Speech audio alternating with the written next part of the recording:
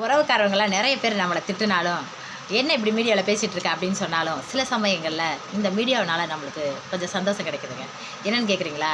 நேற்று நான் வடக்கடை வண்டையை தள்ளிக்கிட்டு போனேங்க. அப்போ பின்னாடி காரில் ஒருத்தர் ஆரன் அடிச்சுட்டே இருந்தார். எதுக்கு இப்படி ஆரன் அடிச்சுட்டே இருக்காருன்னு நான் கொஞ்சம் கோவமாக அவரை திரும்பி பார்த்தேன். அவர் உடனே வண்டியை விட்டு இறங்கி வந்துட்டார். இப்போ நம்ம என்ன செஞ்சிட்டோம்? இப்போ ஒன்றுமே அவர் சத்தம் போடலையே, ஆனால் வண்டியை விட்டு எதுக்கு இப்போ இறங்கி வராரு அப்படின்னு நான் கொஞ்சம் பயந்தேன். ஏன்னா நான் அவர் ஒன்றும் சத்தம்லாம் போடலை, கொஞ்சம் இருங்க அப்படின்னு தான் கத்துனேன்.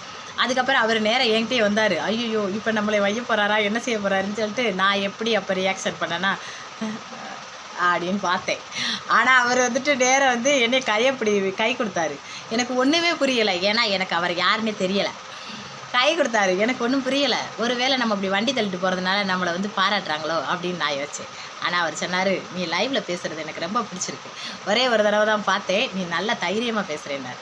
எனக்கு அதை கேட்குறப்ப இன்னும் சந்தோஷமாக இருந்துச்சு. உங்களுக்கு சந்தோஷமாக இருக்குன்னா ஒரு லைக்